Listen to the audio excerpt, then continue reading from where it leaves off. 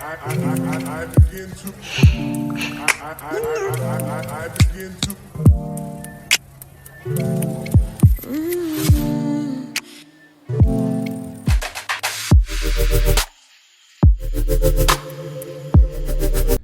guys, welcome back to my channel. So in this video I'm going to show you guys how to make this top. So we're going to start with just a basic bodice pattern. Guys, this top is very easy to make. So the measurement you're going to need here is from your shoulder to your crotch, right? You're going to measure from your shoulder to your crotch, and then maybe add 1 inch to it.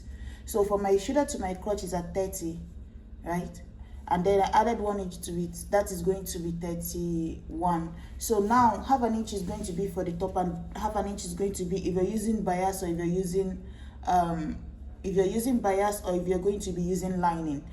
So now I think it's crepe that most people would like to use for this. So I don't know if you would want to line your crepe, so that's why I said use half an inch. That way you can just use bias to run it over. So now the next thing I have here is just my fabric folded into 2, and then the back panel also folded into 2. If you look at it, you see this is folded into 2. This one is also folded into 2. Don't mind that the fabric is not complete here, it doesn't matter. So now the first thing you're going to do is just go ahead, insert your shoulder divided by 2. So shoulder measurement divided by 2 is going to be 8 for me. After that, I'm going to come down here by 1 inch for the shoulder slope. Go ahead, insert your armhole divided by your armhole divided by 2, or you can do your bust divided by 6 plus 1.5. Mark it here, and then connect it all the way to the top here. I'm going to go ahead and give it a curve. Come in here, insert my bust. The width I have here is basically my bust divided by 4 plus 1.5, right? I didn't use my hip because this top doesn't go up to your hip. So I just used my bust divided by 4 plus 1.5. So whatever it is for you, go ahead and mark it. And then go ahead and add your seam allowance, right? And then after that, you're going to go ahead and mark your waist to your shoulder to your waist. So mine is at 17.5. And then your shoulder to your, let's say I'm just going to mark shoulder to hip, but I don't need it. So you're going to go on your waistline now, and then you're going to do your waist divided by 4, right? So whatever it is, go ahead and mark it, and then go ahead and add 2 inches, 1 inch of seam allowance, 1 inch of darting. And then I'm going to just connect it to this point here, and then connect it out to the hip. I mark this hip line so that I just connect this here. That doesn't mean that this measurement here is my hip measurement. You understand? My hip is more than this, but I'm just going to connect it straight down to this point here. So guys, after that, the next thing for you is to come down here where you want the measurement to be. So you can go ahead and measure it on your body, and then go ahead and mark it. So it can be 3 inches, it can be 4 inches. And then once you mark it, you're going to connect it to the point of this crotch point here. What I'm saying is where you want the top to be after your waist. It can be from your waist, it might be too high and your skin will be showing on the side. So you're going to come down from this point where you want it to be. You can also measure that on your body. So guys, now from this point here, I did 4 inches, right? And I'm still going to take away like half an inch of my seam allowance from here. So what I'm going to do is just to connect from here to this point. So I'm going to take my roller now, place it this way, and then I'm going to connect it all the way to this point. You see? So now all I have to do is to come up here, insert my neck width of 3 inches, connect the shoulder slope 1 inch up here. And then once that is done, I'm also going to go ahead and mark 3 inch for the front neckline and 1 inch for the back neckline. And then 1 inch for the back. So once that is done, I'm just going to go ahead and cut just how you cut your normal basic, your basic bodice, right? So I'm going to cut the shoulder slope, the armhole, the side, and cut off this bit here. So guys, it depends on you what you want. If you want, you can stick to this straight line that we just marked for the basic part. If you want, you can narrow yours in like how she has her own. You will see the blue mark that I just marked now. You can still go in and just angle it a little bit more, or you leave it how I have mine. But I didn't want mine that way because I don't want to drawing attention to the crotch. So if you want yours narrow, you can. If you want, you can just give it anyone you want is okay. So guys, this is what we are working with right now. You see, I just cut off the armhole, cut off the side, cut off this bottom part, your shoulder slope, 1 inch for the back neckline, the one with the zipper allowance of 1 inch, and then 3 inches for the front neck depth. So now what the next thing you're going to do is to go ahead and insert your dart. This is just the basic dart that I'm going to be working with here. So I just moved my fabric to make sure that I have about my nipple to nipple divided by 2 is the distance of this center part here. That's how I folded it. This is how it helps me mark my dart better. So once you mark this 4.5, right, you're going to go ahead and mark from your shoulder to your waist, your shoulder to 1 inch before my nipple line. So let me put my tape so you guys can see. So if I put this tape here now, you see that this one is at 13, this one is at 17.5, this one is at 24. The lines here are basically my shoulder to nipple is at 12, so 1 inch before that, this is for my front, that is at 13. My shoulder to my waist, and then my hip line is at 26. So it's 2 inches. You're going to stop 2 inches before your hip line and 1 inch before your nipple for the front dart. So that's why you're seeing this line here at 24 here. So I just marked it this way. So I already know that once I come down to this waistline, I'm going to take away 1/2 inch here and then blend it into this side. You understand? So this is just how you're going to do your basic darting. And then if I open up the back panel, you'll see that the dart at the back goes up higher. So it goes up to my chest line, which is this armhole line. Where this armhole line is, that's where my chest line is. Every other thing still remains the same. My waist and then my hip line, 2 inches before my hip line at 24. So once it's done, I'm going to have about, so I just have to go ahead and pick my dart. So you see, I have 2 of them marked out already, 2 sides. And then for the back, the same thing here. I have 2 pieces here for the back panel. So I just have to go ahead, join the shoulder to the shoulder like that, and then I'm going to insert my sleeve. So but before that, I also have to go in to this front panel here, and I'm going to chip off like 1/2 inch by the armhole. That way my sleeve doesn't bulk up. So let me do that now. So towards this here, this armhole here, I'm going to just go in by 1/2 inch here. Just curve of 1/2 inch and then cut it off. This is going to help my sleeve not to have a lot of fabric by the front. So I'm going to go ahead and cut this out now. So guys, now what I have here is my for my sleeve, this fabric is folded into 2 here, right? And then I'm going to go ahead and fold it again. I'm going to split it open at this end here, but basically I have 2 here. So if I fold it into 2 like this, I'm cutting for 2 of my sleeves. That's the 2 sides, right? So now the width I have here is my armhole divided by 2 plus 1.5, right? And then the next thing you're going to do here is you're going to come down from this top part here by 4 inches. This is going to be my cap height. We're just drawing a basic sleeve here, a basic sleeve pattern. And then the length I have here is just my shoulder to my elbow, which is at 13 plus 1 inch, which is 14, right? And then what I'm going to do next is just to go ahead and rule a straight line from this point here all the way to the tip of this here. Find halfway through, give it a curve like this way, and then also a curve above like this. And I have my sleeve. Measure your elbow, whatever it is, insert it here. So whatever your elbow measurement is, add 1 inch to it for seam allowance, and then connect from this point here to this point here. So all I have to do now is just to go ahead and cut here, and then down this line and up this point here.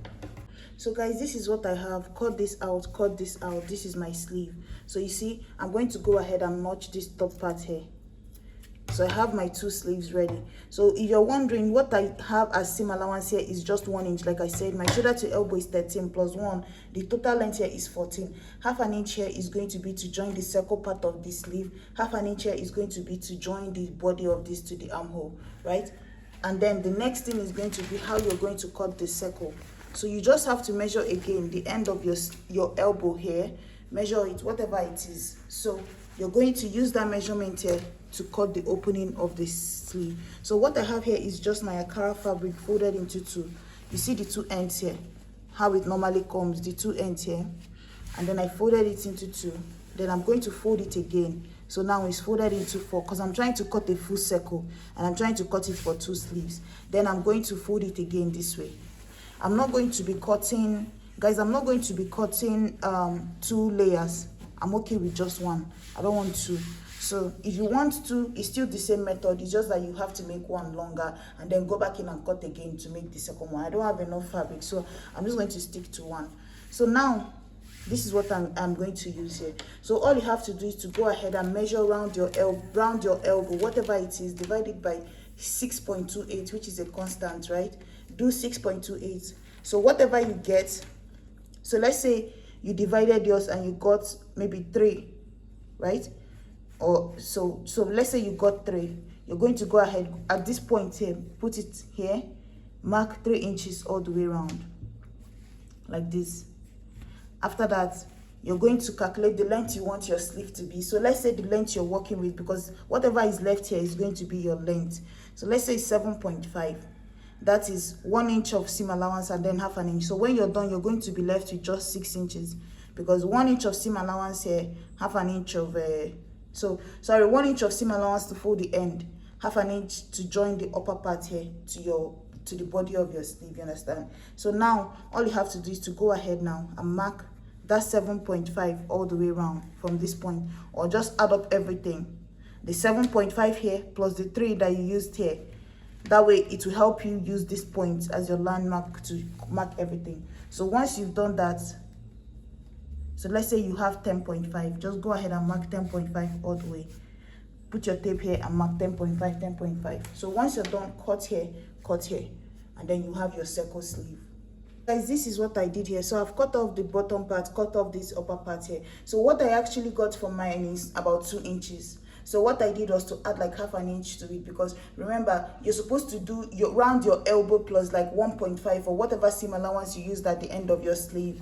So basically whatever, let's say you did your sleeve divided by 2 here and then plus 1 inch. So whatever you used for round your sleeve from this point, even adding your seam allowance, everything together.